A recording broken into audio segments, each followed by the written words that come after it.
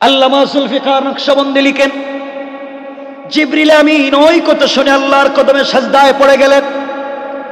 একদিন দুই দিন না, দুইটা বর্ণনা তিনি দিয়েছেন। কেউ বলেছেন একাধারে 30,000 বছর আল্লাহর কদমে সাজদা করলেন, কেউ বলেছেন একাধারে 30 লক্ষ বছর আল্লাহর কদমে সাজদা করলেন। দীর্ঘদিন পর্যন্ত জিবরিল আমিন আল্লাহর কদমে সাজদা করবার পরে আল্লাহ বলেন, জিবরাইল এবার মাথা উঠাও। জিবরাইল যখন মাথা উঠালেন, আল্লাহ রাব্বুল ইজ্জত ওয়াল জালালের কাছে জিবরাইল জানতে চাইলেন, আল্লাহ তাআলা আমার মন বলছে এত লম্বা সাজদা পিছনে কেউ দেয় নাই, আগামীতে এত লম্বা সাজদা কেউ দিতে পারবে না। আমার মন বলছে আপনাকে সন্তুষ্ট করতে পেরেছি। আল্লাহ বলছেন, জিবরাইল রে, এই প্রশ্নের জবাব যদি তুমি নিতে চাও আরশে আজিমের দিকে একটাবার নজর করো। জিবরিল আমিন আল্লাহ তাআলার আরশে আজিমের দিকে লক্ষ্য করলেন, ওদিকে তাকায়া দেখেন ওখানে লেখা আছে লা ইলাহা ইল্লাল্লাহ মুহাম্মাদুর রাসূলুল্লাহ। আল্লাহ রাব্বুল ইজ্জত ওয়াল জালালের কাছে জিবরাইল বলছেন, আল্লাহ তাআলা জানতে চাইলাম আমি যে সাজদা করেছি 30 লক্ষ বছর আপনি সন্তুষ্ট কিনা। আপনি আমাকে দেখাইয়া দিলেন কালিমার কথা। আল্লাহ বলেন, জিবরাইল রে, এখানে মূল ইতিহাসটা সংরক্ষিত রয়েছে। যেই কালিমা তুমি দেখতেছো, যাকে উপলক্ষ করে দুনিয়া সাজালাম, যাকে উপলক্ষ করে দুনিয়াকে ডিজাইন করেছি, স্মার্ট করেছি, সেই আখিরি জামানার পয়গম্বর সরকারে কায়নাত, একমাত্র কেবলমাত্র পৃথিবীতে একজনকে আমি হাবিবুল্লাহ বানাতে চাই, যাকে কালিমা উপহার দিতে চাই। এই জন্য তোমাকে দেখাইয়া দিলাম। তুমি 30 লক্ষ বছর সাজদায় পড়ে আমি সন্তুষ্ট কি না জানতে চাও?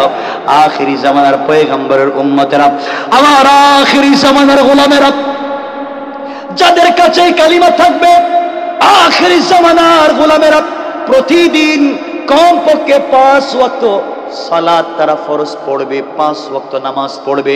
5 ওয়াক্ত নামাজে প্রতিদিন কমপক্ষে 17 রাকাত সালাত ফরজ পড়বে। কত রাকাত? ফজরের নামাজ 2 রাকাত, যোহরের 4 রাকাত, কত হলো? আসর 4 কত হলো?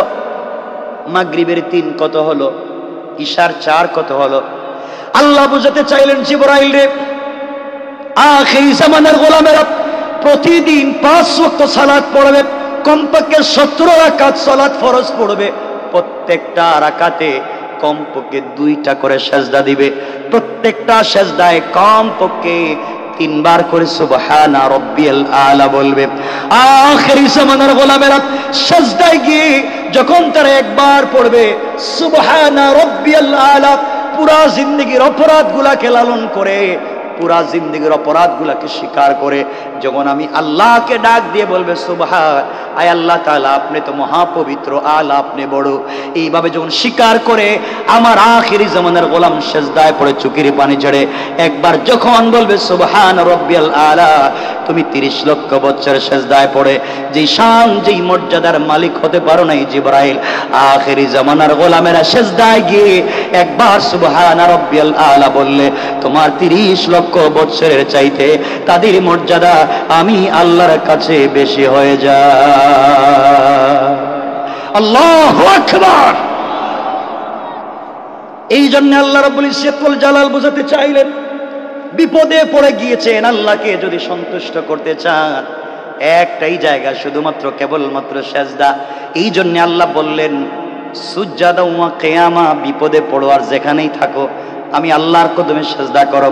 1 নাম্বার অহংকার করা যাবে না, 2 নাম্বার গালি দেওয়া যাবে না, 3 নাম্বার রুকু সেজদা আল্লাহর পায়ে, 4 নাম্বার যেটা আমার আলোচ্য আয়াত, 4 নাম্বার গুণ আমার আল্লাহ বললেন ওয়াল্লাযীনা ইয়াকুলুনা রাব্বানা ইসরিফ আন্না আযাব জাহান্নাম ইন্না আযাবাহা কানা গরামা। আল্লাহ রাব্বুল ইজ্জত ওয়াল জালাল বলছেন, গোলাম রে, সাকারাত শুরু হয়ে যাওয়ার আগে, গারগারা শুরু হয়ে যাওয়ার আগে কবরে চলে যাওয়ার আগে, মালাকুল মউত আজরাইল পৌঁছে যাওয়ার আগে আমার যে গোলাম গোটা জিন্দেগির অপরাধগুলোকে স্বীকার করে হায়াতে জিন্দেগি বাকি থাকে আমার কদমে সিজদায় পড়ে উপর দিকে দুহাত উঠায়া পুরা জিন্দেগির অপরাধের জন্য যখন তওবা করবে, গোলাম আমি আল্লাহ কথা দিলাম কেউ তোমার কথা না রাখলেও, কেউ তোমার কথা না শুনলেও আমি শুনবো, আর তোমার পুরা জিন্দেগির গুনাহগুলোকে মাফির ওয়াদা দিলাম। পড়েন সুবহানাল্লাহ। এই জন্য কথাগুলো দিল দিয়ে শোনেন। এই 4 গুণ যে গোলামের ভিতর অর্জন হবে, আবারও বলছি, যার ভিতরে অহংকার থাকবে না, যে কাউকে গালি দিবে না, সালাম বিনিময় করবে, রুকু সাজদা শুধুমাত্র আল্লাহর কদমে দিবে, সব সময় আল্লাহর কাছে তওবা করবে। এই 4 গুণ যখন কারো ভিতরে ঢুকে যায়, আল্লাহ বলেছেন লিতুখরিজান নাসা মিনাজ যুলুমাতি ইলান নূর। ওই 4 গুণওয়ালা মানুষের মাধ্যমে কোরআন দিয়া মানুষকে অন্ধকার থেকে আলোর পথ দেখানো যায়। কোরআন যদি মানুষের কাছাকাছি পৌঁছে যায়, আবার বলছি, কোরআন যদি সমাজে প্রতিষ্ঠা লাভ হয়ে যায়, পুরা দুনিয়ায় যদি কোরআনই জিন্দেগি চলে আসে, পুরা দুনিয়ার মানুষ তার অধিকার ফিরে পাবে। যেই কথা বলেছিলাম, একটা প্রাণী পর্যন্ত, কুকুর পর্যন্ত তার অধিকার ফিরে পাবে যদি কোরআন এই জমিনে প্রতিষ্ঠা লাভ হয়ে যায়। এই জন্য আপনাদেরকে ছোট্ট একটা ঘটনার দিকে নিয়ে যেতে চাই। কোরআন যদি জমিনে প্রতিষ্ঠা লাভ করে কেমন হবে, কথাগুলো ভালো করে শোনেন। এই দুনিয়ার জমিনে রাসূল পাক সাল্লাল্লাহু আলাইহি ওয়াসাল্লামের ইন্তেকালের পরে খলিফাতুল মুসলিমিন সিদ্দিকে আকবরের জামানা চলে আসলো। মনোযোগ দিয়ে শোনেন, কোরআন মানুষকে কেমনে পরিবর্তন করতে পারে। মানুষের ভিতরে যদি জবাবদিহিতার ভয় চলে আসে, এই মানুষ জিন্দেগিতে নাফরমানি করতে পারে না, কেশে হাত দিতে পারে না। আল্লাহ দেখতেছেন জবাবদিহি করা লাগবে, ওজনে কম দেওয়া যাবে না, জবাবদিহি করা লাগবে। আমানতের খেয়ানত করা যাবে না, জবাবদিহি করা লাগবে। আর আজকালকে এমন হয়ে গিয়েছে, আজকালকে দোকান দাখানে আমানত নষ্ট করতে করতে মসজিদ পর্যন্ত ধ্বংস হয়ে যায়। অনেক জায়গায় খোঁজ পাওয়া যায় এমনও মসজিদের কমিটি আছে, মসজিদের কেশে টাকা দিয়া নিজেরাই ব্যবসা করে খায়। কথা বলেন, আছে না? সব খারাপ না, এমন খারাপ হয়ে গিয়েছে। আপনারা বৃহত্তর বাংলাদেশে খবর নেন, ম্যাক্সিমাম মসজিদের সভাপতি সুদখোর। কথা বলেন, ক্যাশিয়ার ঘুষখোর, আর সেক্রেটারি দুর্নীতিবাজ, চাঁদাবাজ, বদমাইশ, ফেন্সিডিল ব্যবসায়ী, ইয়াবা ব্যবসায়ী, গরিবের জায়গা দখল করে, বিধবার বাড়ি দখল করে, সব জনমের মতো খাইয়া এরপরে মসজিদের দায়িত্বশীল হয়ে যায়। আছে না নাই? আপনি ওখানে বৈশা বৈশা সুন্দর সুন্দর কথা বইলা দিন বিজয়ের গল্প শুনান, শয়তানও তো হাসতেছে। আপনি ড্রাইভিং সিটে একটা বদমাইশরে বসাইয়া, ড্রাইভিং সিটে বদমাইশকে বসাইয়া প্যাসেঞ্জারের সিটে বসে তাসবিহ পড়ে লাভ নাই। গাড়ি যদি খাদে যায়, তাসবিহ শুদ্ধ যাবে। কথা বলেন না কেন? সমাজকে পরিশুদ্ধ করো, জমিনে দ্বীনকে জিন্দা করো। বলছিলাম সিদ্দিকে আকবরের কথা, আমাদের সময় একবারে কাছাকাছি চলে আসতেছে, আমি এজন্য ছোট ছোট করে করে বলে দিচ্ছি। সিদ্দিকে আকবর যখন খলিফা, আল্লামা উবাইদুল্লাহ সিন্দির কেলাবি তাফসীরে লিখেন, সিদ্দিকে আকবর যখন খলিফা, ওই রাষ্ট্রের প্রধান বিচারপতি হযরতে ওমর, এই রাষ্ট্রের প্রধান নির্বাহী পরামর্শদাতা হযরতে আলী, হযরতে ওসমান, ফজরের সালাতের পরে হযরতে আবু বকর বসা, ওমর বসা, আলী বসা। এমন সময় উসমান এসে হাজির হলেন, ডাক দিয়ে বলছেন, ভাই আবু বকর রে, আমি জানতে চাই এই রাষ্ট্র আপনি কেমন করে চালান, কি দিয়ে চালান? আবু বকর বললেন, রাষ্ট্র তো কোরআন দিয়ে চালাই। উসমান ডাক দিয়ে বললেন, ভাই রে, রাষ্ট্র যদি কোরআন দিয়ে চালান, কোন মানুষ যদি না খেয়ে মারা যায়, কি জবাব দিবেন?